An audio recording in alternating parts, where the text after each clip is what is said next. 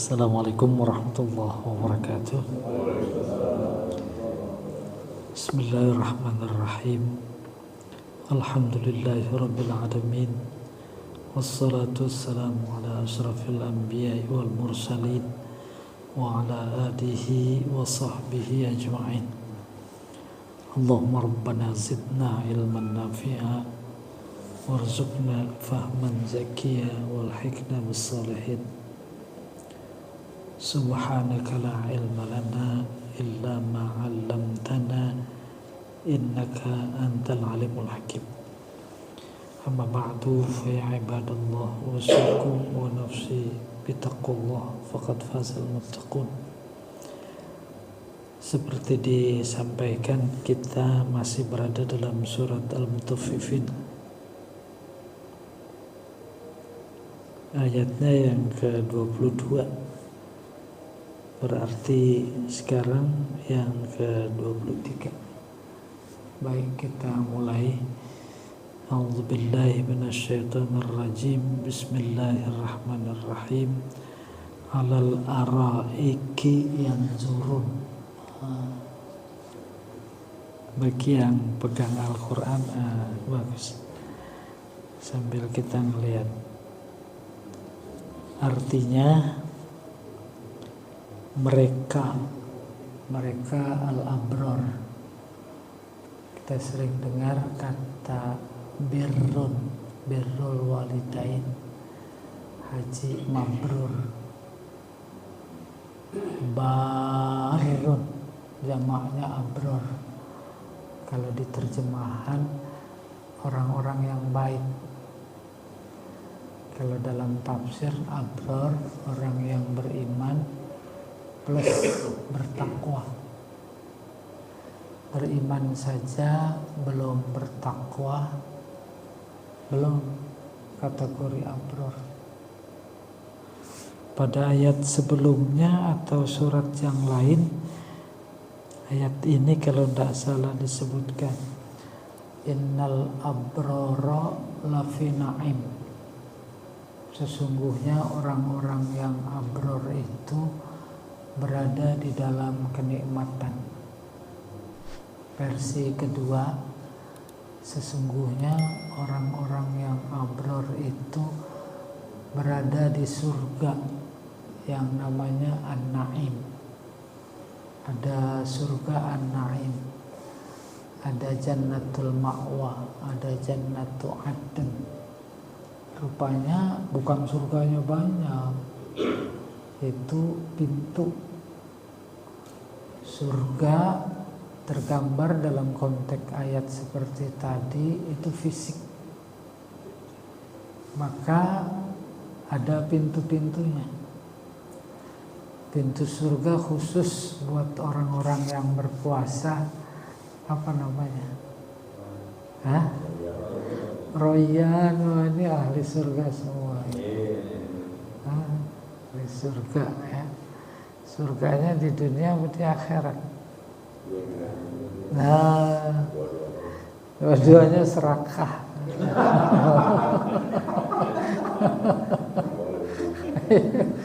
Iya, betul. Ya, dulu udah pernah dipaparkan.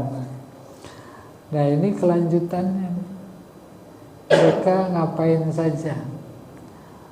Begini, surga itu identik dengan kenikmatan. Kenikmatannya luar biasa menurut pikiran, rasa, itu udah melampaui sehingga tak terbayangkan.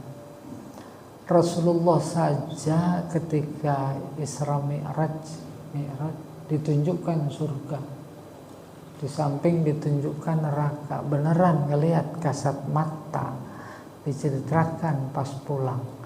Lalu mereka bertanya, kayak apa surga? Gak bisa menjelaskan. Sehingga jawaban beliau yang direkam dalam buku-buku hadis, mala ainun ra'at wala uzunun sami'at wala khatara bibalil bashar. Tak pernah dilihat oleh mata, tak pernah didengar oleh telinga, tak pernah terlintas dalam pikiran siapapun sampai pada puncak kenikmatan. Bagi kita udah segitu, jangan coba-coba dianalisis, ya. Itu sifatnya informatif karena dia kategorinya gaib. Maka kita diberi potensi oleh Allah namanya iman, cuma iman yang menerima. Akhirnya karena tak mampu dijangkau oleh akal pikiran apalagi indera, diharapkan sampai pada titik udah jangan urusin pada tingkat tinggi. Ya, itu kenapa jangan urusin, jangan pikirin, karena itu memang bukan wilayah kita, bukan wilayah pikiran. Boleh dicoba, bukan wilayah pikiran, terus mau ditelusuri lewat pikiran, sampai apa enggak? Nggak sampai. Akhirnya seorang sufi perempuan Rabi'ah Adawiyah, emang ibadahnya bukan itu sasaran tembaknya. Sasaran tembaknya Allah senang. Bahasa Al-Qur'annya ridho. Sehingga direkam dalam puisinya, di antara potongannya, ya Allah, andai kata engkau masukkan aku ke neraka, nggak apa-apa. Yang penting engkau ridho. Iya betul. Itu bukan ridho Roma.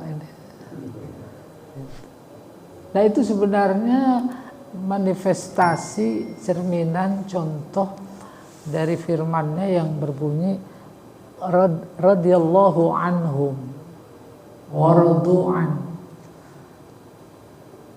Mereka adalah orang-orang yang Allah senang karena mereka senang sama Allah. Akhirnya kata kunci buat kita, sejauh mana kita mampu menghimpun potensi agar ibadah yang kita lakukan atas dasar senang. Senang. Main catur senang apa enggak? Main badminton senang apa enggak? Senang. Itu senang. Senang itu cinta. Bahasa Al-Qurannya hub. Jadi bahasa Indonesia hobi. Maka sholatnya hobi. Itu sampai udah senang aja. Kenapa sedekah mulu? Ya senang aja. Tuh itu dia yang Allah ridho. Dan dia memang ridho. Maka Allah jadi ridho. Itu salah satu ciri diterangkan pada potongan ayat berikutnya. Siapa itu yang memperoleh tingkat seperti itu? Liman khasya rabbah, yaitu orang-orang yang sudah beribadah karena takut. Takutnya bukan model la takhaf wa la tahzan, bukan. Takutnya kalau perintah Allah yang sudah aku lakukan belum pas, tuh takut, khawatir. Takut kalau larangannya yang sudah ditinggalkan belum pas. Nah, diterangkan tuh mereka masuk dalam surga. Tuh innal abrara lafi na'im. Ngapain? Diterangkan lagi informasi ini ayatnya. Alal araiki yanzurun. Araik dipan. Sofa yang mewah, indah. Kita nggak usah duduk di situ, melihatnya saja udah senang. Apalagi bisa duduk di situ. Tuh, mereka Allah gambarkan bukan saja mendapatkan kenikmatan yang bersifat fisik, makanan, minuman, tetapi juga pemandangan. Pemandangan memiliki kenikmatan khusus tersendiri. Mereka berada di atas dipan-dipan atau sofa-sofa yang zurun lagi memperhatikan. Kita ke puncak, bukan cuma setelah sampai di tujuan saja menikmati pemandangan, tetapi dalam perjalanan nikmati apa tidak? Nikmati. Itu namanya yang zurun, lihat-lihat keindahan yang Allah berikan. Sehingga salah satu kemukjizatan Isra Mi'raj, Allah diberikan pemandangan. Pemandangan yang tak pernah dilihat sebelumnya.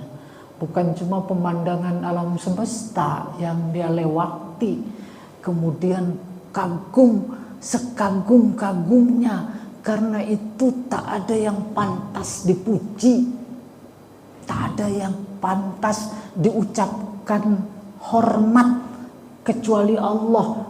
Maka ucapan-ucapannya itu selalu kita baca. Apa itu? At-tahiyyatul mubarakatus sholawatut thayyibatu lillah. Emang benar, cuma dia yang pantas disampaikan ucapan salam. At-tahiyyat salam. Selamat pagi itu at-tahiyyat. Selamat sore, selamat malam, selamat. Yang baik-baik lillah, hanya milik Allah. Alal araiki yanzurun, tuh mereka melihat pemandangan yang luar biasa indah. Andai kata engkau melihat raut muka mereka-mereka yang kategorinya abror berada di dalam surga, kasat mata, tetapi tak mungkin, karena kita masih berada dalam kehidupan dunia, ya. Tetapi kita diberi potensi untuk membayangkan, mampu menjangkau itu. Maka kata Allah, ta'rifu fi wujuhihim nadratan na'im. Tuh, andai kata engkau melihat mereka-mereka yang masuk surga karena kategorinya abror itu, maka engkau bisa kenali. Di mana? Di wajah mereka. Nadratan na'im, nadra berseri-seri. An-na'im karena memperoleh kenikmatan. Udah kebayang nggak? Potensi pikiran kita hanya sebatas membayangkan apa yang pernah kita lihat. Maka dia terlintas dalam pikiran. Nah, Allah mengajak pikiran kita untuk menerawang tinggi ke medan gaib. Lalu Allah informasikan, ta'rifu fi wujuhihim,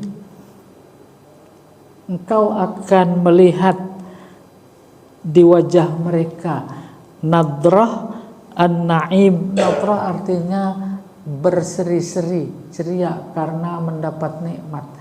Ya, kita paling bisa melihat sesama saja antara orang yang berbahagia dan yang bersedih. Ada bedanya atau tidak? Ada. Antara orang yang sering berwudu dengan yang jarang berwudu. Bukan jarang, emang gak pernah berwudu walaupun pakai make up. Sama apa beda? Ini udah pengalaman, banding-banding. Ayo Pak Anies diem aja, nggak mau jawab. Tahu? Ya gitu. Apalagi mereka-mereka itu. Terus bagaimana lagi diperlakukan oleh Allah? Yusqauna min rahiq makhtum.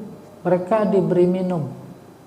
Ya, kita diundang oleh orang mulia, sudah dipersiapkan dipan-dipannya, meja-meja tamu yang mewah, maka kemudian diberi minum. Tuh yusqauna, kasih minuman min rahiq.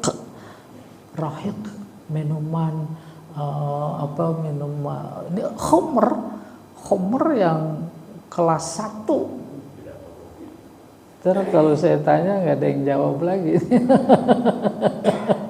Tak takut, soalnya kalau jawab berarti udah pernah nggak beda. Tuh, diberi minuman namanya rahik itu khamr kelas 1 ya. Jadi kalau minum udah nggak bisa dibayangkan. Nah ini gaib, sifatnya informatif, substansinya adalah kenikmatan yang pernah dikejar dalam kehidupan dunia, itu pasti yang nomor 1, apalagi memiliki kemampuan untuk memperolehnya. Di sana ada yang jauh lebih dahsyat gitu bro.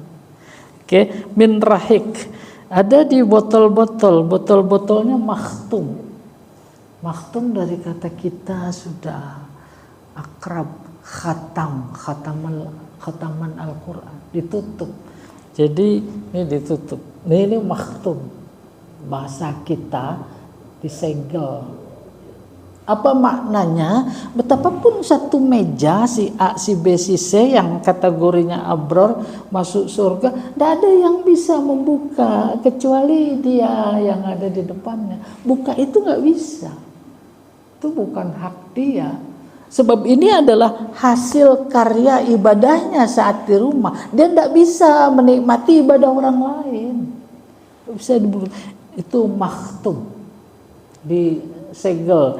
Saya kalau dapat madu masih disegel. Ini pas. Ini pas. Ya. Khitamuhu misk. Khitamuhu tutupnya misk. Misk minyak wangi. Kita sering misik.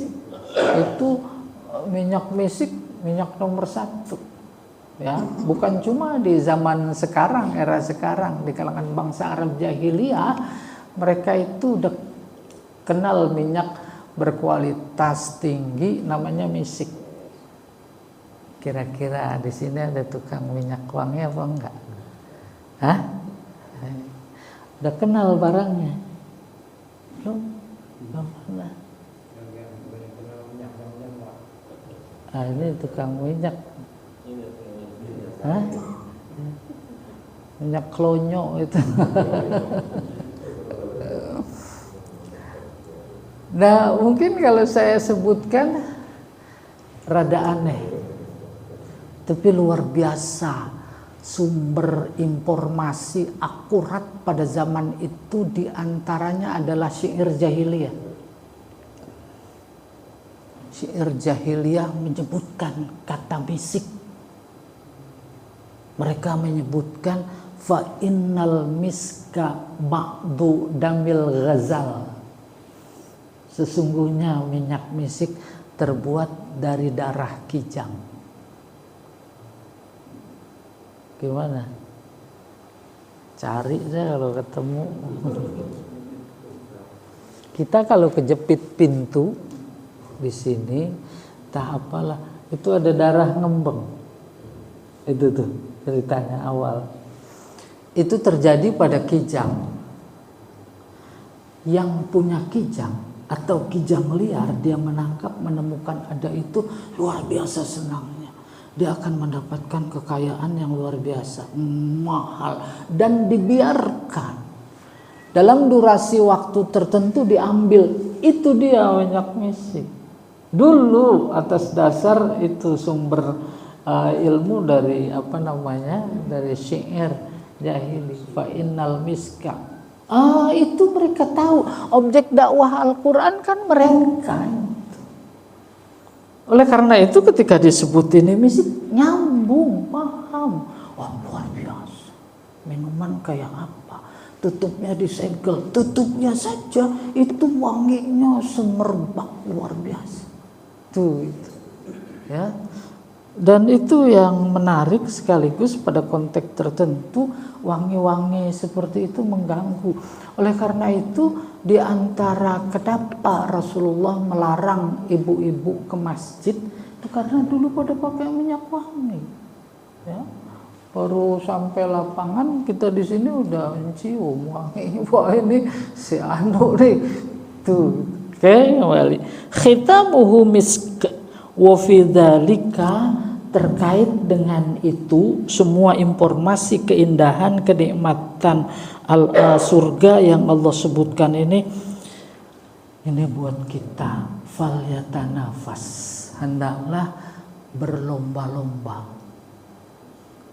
Kalau kita berlomba-lomba, maka menurut pandangan Allah itu dia masuk grup yang berlomba, al-mutanafisun.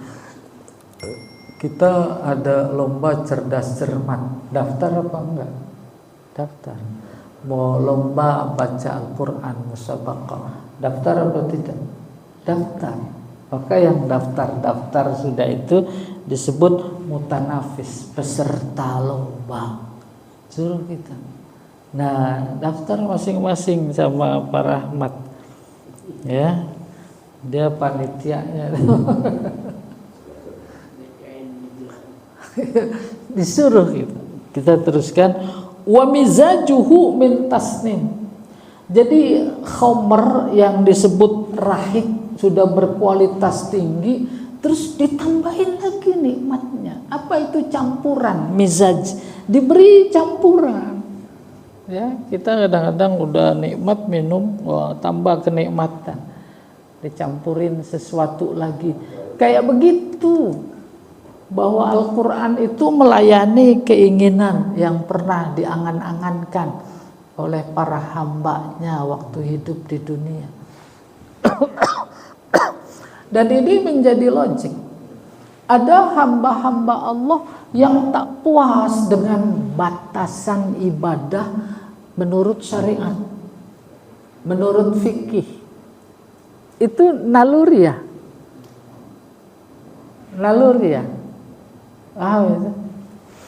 Sholat Jumat cuma pakai kaos oblong apa kain sarung, sah apa enggak? Sah. Udah. Sekarang ada banyak dijumpai apa tidak di Masjid Anas sholat Jumatnya kayak begitu. Tuh ingin nambah. Zikirnya membaca tasbih 33. Bisa jadi ada hamba-hambanya yang tak terhingga, nggak dihitung. Ya atau tidak?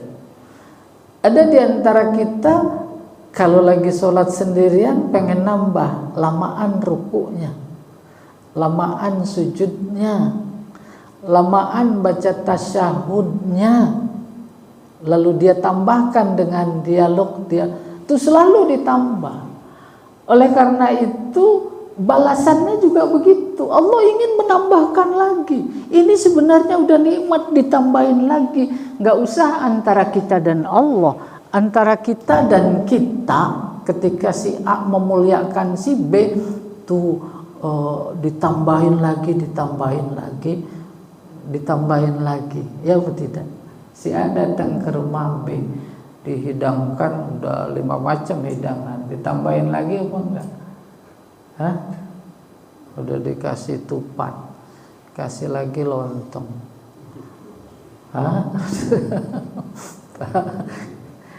Nih lagi cerita. Udah ntar nggak enak sama Pak Chandra. Tadi tambahin lagi.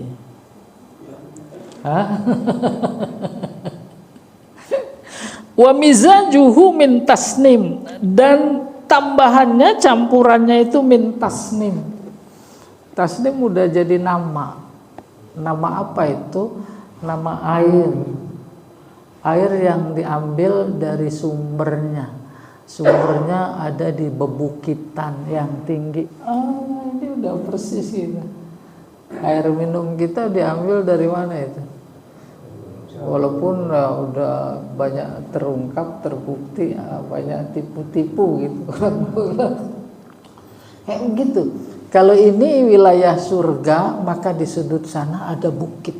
Itu ada air terjun. Itu dia yang disebut dengan tasnim. Para malaikat sumber minumnya dari sana. Mereka-mereka yang abror, kita yang abror, itu sudah mencapai strata malaikat. Oleh karena itu campurannya dari tasnim tadi. Wa mizajuhu min tasnim. Ini diterangkan. Aina yasrabu bihal muqarrabun. Apa itu tasnim? Tasnim adalah air dari sumber mata air.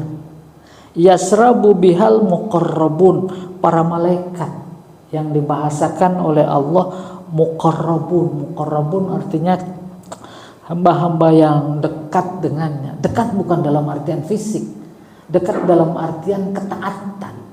Orang taat itu dekat dengan Allah. Antar kita juga itu yang dekat karena taat. Itu ada ajudannya Pak Prabowo, saya itu dekat apa enggak?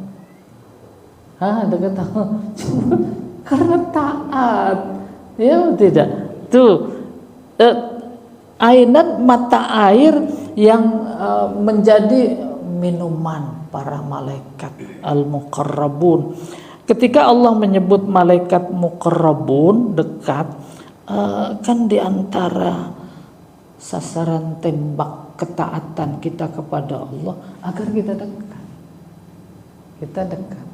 Maka Allah menyuruh kita dekat, dia menjadi bertanggung jawab untuk memberikan jalan, menciptakan jalan.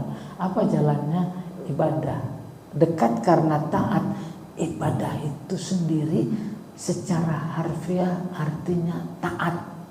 Maka jadi bahasa Indonesia abdi negara, abdi. Akhirnya faktanya jadi rakyat disuruh mengabdi, bukan dia mengabdi kepada rakyat, ya kan? Iya, abdi negara gitu kurang lebih. Innal ladzina ajramu kanu minal ladzina amanu yadhakun. Adapun mereka-mereka yang berbuat kedurhakaan, jarimah artinya dosa, maka dia jadi ratu ekstasi. Tuh kan nyambung kalau Pak, kalau gini semuanya nyambung. Amin. Oh ya. Ya, mereka-mereka yang berbuat dosa tuh. Coba bayangkan dosa yang sekarang, dosa pemilu lah gitu kurang lebih. Tuh luar biasa. Kanu minal ladzina amanu yadhakun. Mereka waktu di dunia seperti sekarang mengejek, menertawakan orang-orang yang beriman. Benar apa enggak? Benar. Tawa. Wa idza marru bihim yataghamazun. Dan apabila mereka lewat di depan orang-orang beriman, yataghamazun basak bisik, mencibirkan. Dan bayang, apalagi dalam konteks politik, ya tidak. Ada itu tim Amin menyediakan 1000 pengacara. Ada yang menertawakan, ya tidak. Tuh kayak gitu. Tawain itu. Orangnya siapa itu yang loncat-loncatan, ya? Iya. Wa idzan qalabu ila ahlihimun qalabu fakihin. Ada sekelompok orang-orang beriman, sekelompok orang-orang partai lah gitu kurang lebih. Dia ketawain apaan. Pokoknya udah 58% gitu kurang lebih. Ejek apa enggak? Diejek. Udah mereka yang ejek ini, kelompok ini kembali ke sana, ke pusat, kantor pusat lah kurang lebih. Itu pada nambah-nambahin ejekan. Yataghamazun.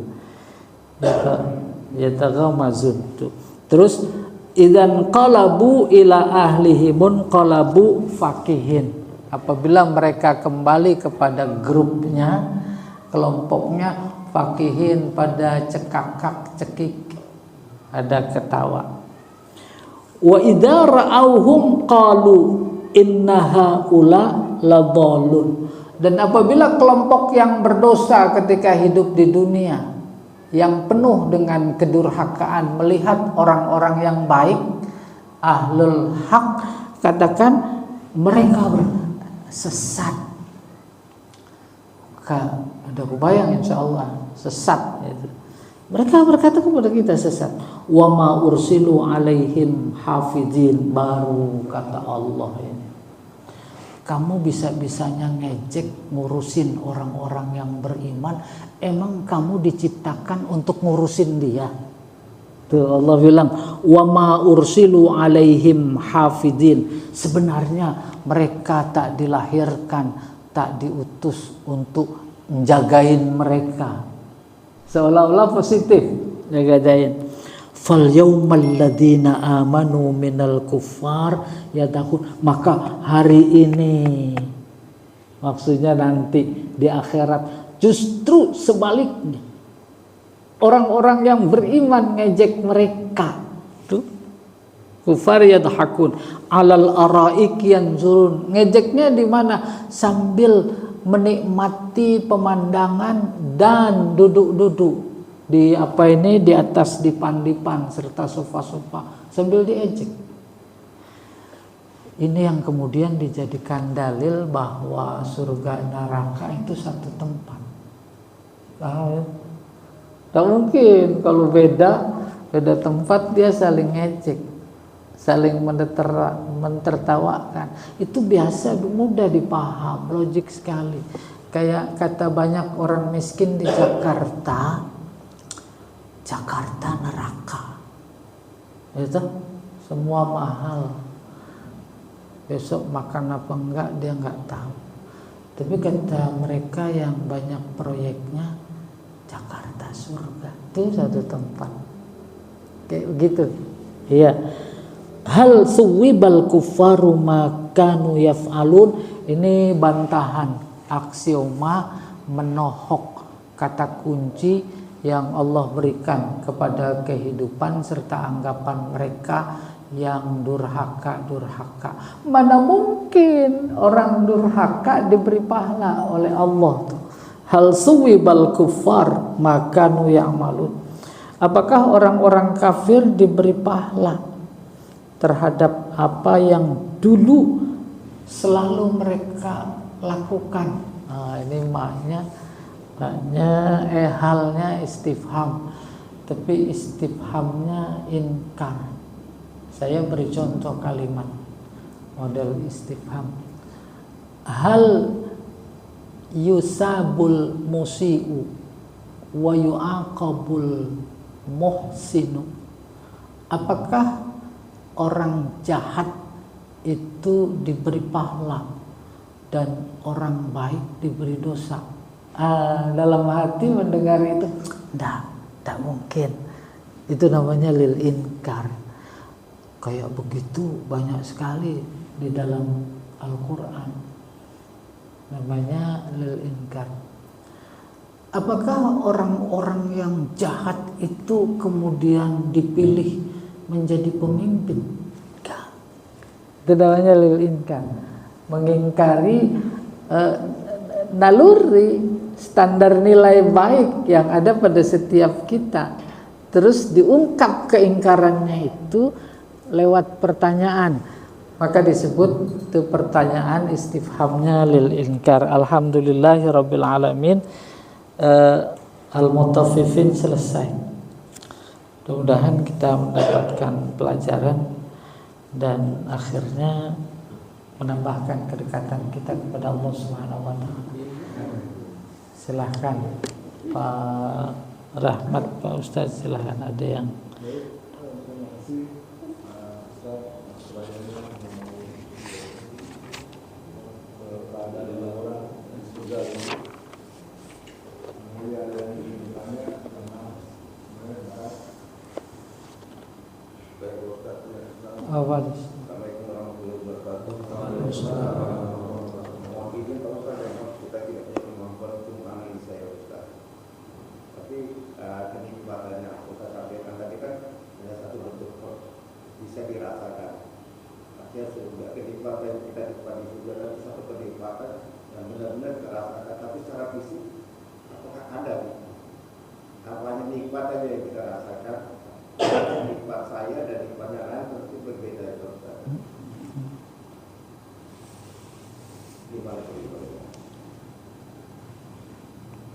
Ayo siapa yang bisa jawab?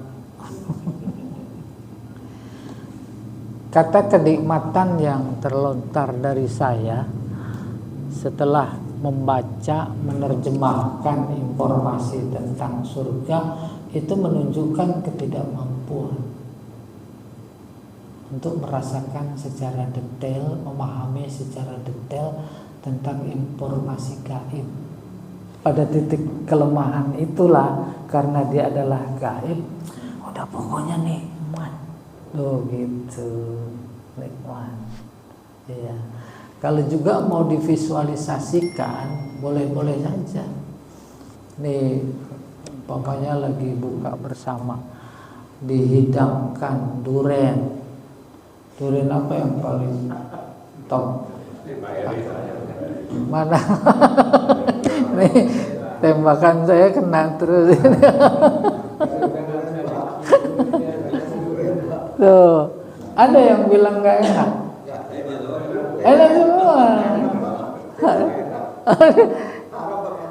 Karena Bapak makan kulitnya. Tuh enak semua. Walaupun kualitas kita sudah bisa pastikan itu nggak cukup cuma 1 biji, nambah lagi apa enggak? Kayak begitu kalau mau divisualisasikan. Kalau di dunia ada selesainya, kekenyangan, udah stop.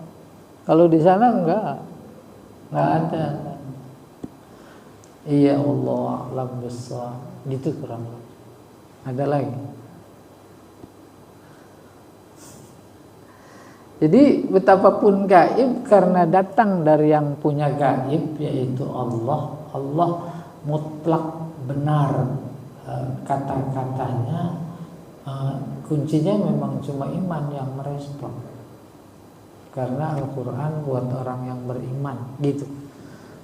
Ada lagi yang lain? Hah? Ayo.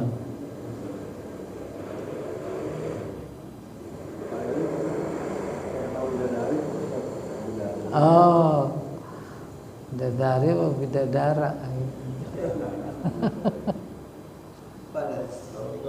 Haruslah.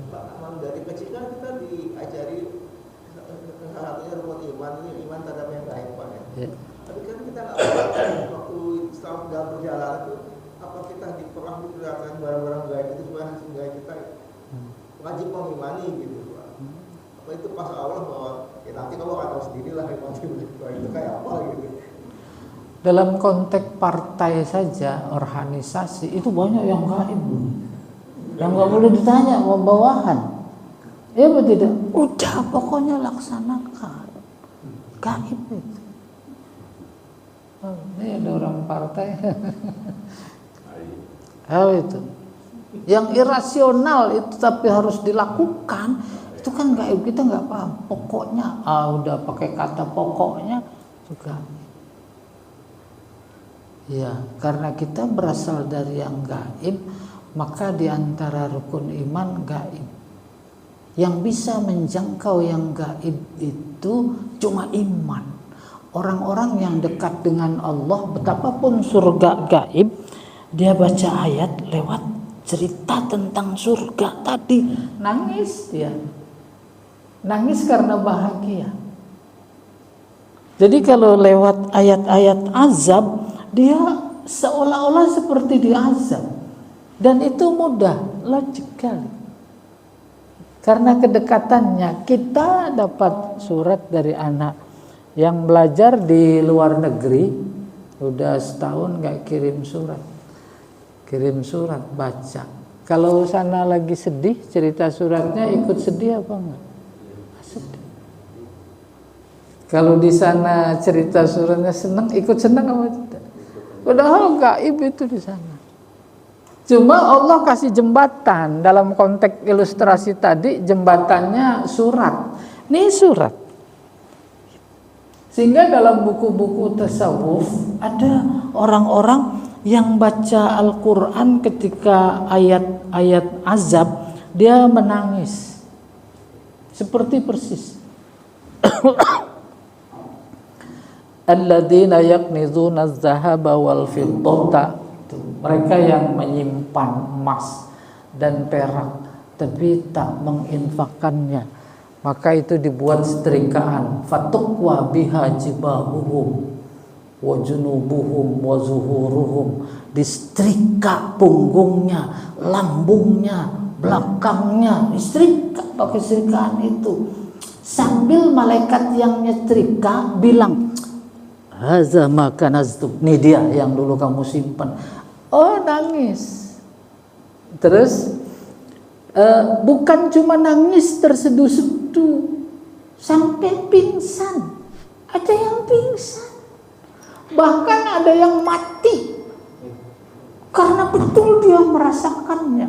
Kita banyak yang pingsan itu kalau dengar berita yang nggak bagus, ya apa tidak? Bahkan yang ada yang mati, kata Ibnu Taimiyah, ini keterlaluan. Boleh saya uji itu kritiknya Ibnu Taimiyah. Bagaimana ujinya dalam konsepnya itu? Silahkan engkau naik ke tembok, aku di bawah bacakan ayat azab, kamu jatuh apa enggak? Gitu tes. Yang kedua, ngetesnya, ngujinya, kritiknya, kalau kalian nangis terseduh bahkan pingsan karena paham, pertanyaannya, mana yang lebih paham antara engkau dan Nabi? Biasa itu wacana perguruan tinggi, enggak juga kayak begitu. Itu Allahu a'lam.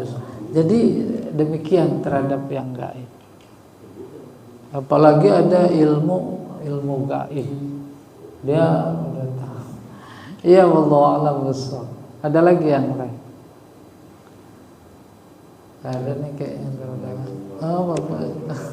Assalamualaikum. Kenikmatan ketika kita meninggal berbeda ketika kenikmatan itu di surga, Pak. Ketika kita meninggal mungkin kalau kenikmatan di surga kemungkinan kita menunggu kiamat datang ya Pak Ustaz ya. Mungkin ya kalau nggak salah.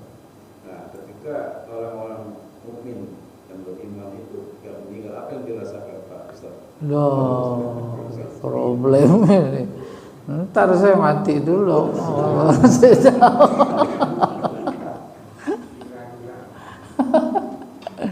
Ini hebatnya, untungnya kita punya Al-Quran. Al-Quran udah cerita. Kullu nafsin za'iqatul maut. Setiap jiwa, katakan manusia, za'iqah mencicipi, merasakan. Belum pas maknanya, mencicipi. Kalau mencicipi banyak apa sedikit? Apa yang dicicipi? Rasa. Ya. Kalau dia orang soleh itu tafsirnya, dia mencicipi nikmatnya mati. Kalau dia orang durhaka, mencicipi nikmatnya azab. Dipahami ya? Ini nikmatnya, saya ulangi ya, mencicipi sedikit nikmat kematian. Kalau dia orang durhaka, mencicipi sedikit azab, siksa kematian. Itu bisa dua, tergantung orangnya. Maka dipresentasikan sedikitnya dari sekian nikmat atau azab itu 1%. Udah mati dikubur, masuk alam barzah. Kalau dia orang soleh, ditambahin nikmatnya 1% lagi. Kalau dia orang durhaka, azabnya ditambahin. Baru nanti bangkit hari kiamat masuk. Nah, itu persentase sisa nikmat atau azab dipenuhi semuanya. Maka ayatnya berbunyi, innama tuwaffawna ujurakum yaumal qiyamah. Dipenuhi. Kayak begitu perbandingan kenikmatan dunia sama akhirat. Kenikmatan surga itu penuh 100% dikasih. Demikian juga azab. dipenuhi semua. Faman zuhziha 'anil nar wa udkhilal jannah faqad faz. Maka beruntunglah yang saat hidupnya ini dijauhi dari neraka. Yang jauhi siapa? Kita sendiri. Ya, nanti ya mau. Dan luar biasa, apalagi ayatnya yang lain, Fussilat 31. Mereka yang soleh digambarkan, innal ladzina qalu rabbunallah tsumma istaqamu tatanazzalu alaihimul malaikah. Orang soleh lagi sakarat dikirim malaikat oleh Allah. Malaikat banyak, tatanazzal, pada turun. Ngapain? Disuruh sama Allah, bilang samanya dia, Allah takhafu, jangan takut. Wala tahzanu, jangan sedih. Itu panjang ceritanya itu. Maksudnya takut, maksudnya sedih. Terus apalagi? Wa absyiru bil jannah allati kuntum tu'adun. Kasih kabar gembira dia dengan surga yang dijanjikan. Tafsir menjelaskan itu sudah dinampakkan tempat kembalinya di kelopak matanya. Itu dia tempat kembali kamu. Itu istananya, itu kebunnya, itu kamar tidurnya, itu bidadarinya. Real cerita Al-Quran walaupun gaib. Itu dia. Beda matinya orang soleh sama matinya orang toleh. Nah, jangan salah namain anak tertoleh lagi. Udah Pak, udah mau maghrib. Iya kan lama-lama maghrib.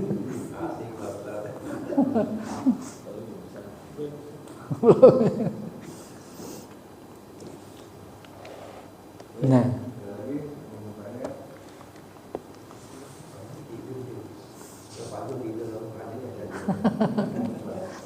kembali intinya itu iman dan takwa ya Pak. iya, iya. Makanya masjidnya diganti, jangan Anas. Masjid.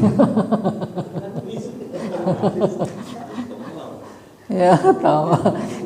Masjidnya iman dan takwa. Kalau sana takwa saja.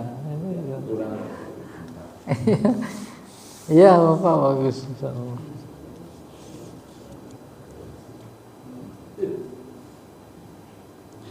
Kita masih ada ketemu lagi. April enggak, Ali udah pulang kampung. Iya, ini terus kita masih menarik sekali informasinya ya. Seperti tema sentralnya adalah tentang kiamat, tentang kebangkitan, ya isinya tuh surga kiamat ini. Nanti langit dibelah. Dan itu pasti adanya. Dibelahnya itu atas izin Allah. Oke, kalau sudah silahkan Pak Rahmat disudahi. Terima kasih sebanyak-banyaknya. Mudah-mudahan semua bisa membayarkan untuk kembali nanti di akhirat seperti digambarkan di dalam ayat tadi. Dan untuk kajian kita dengan Pak Kamal Majlis. Assalamualaikum